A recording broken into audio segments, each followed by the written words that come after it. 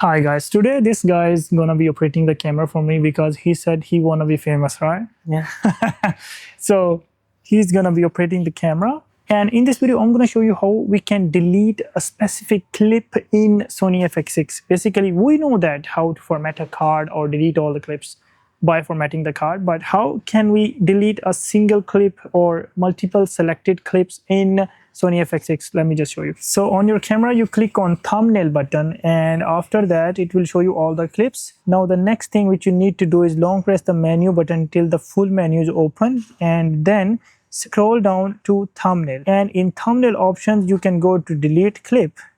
And once you do that, it will show you want to select clips or you want to delete all the clips. So I will surely click on select clips, and then it will give me option to select the clips. So I can select as much as I can, but for now I will just select this one clip.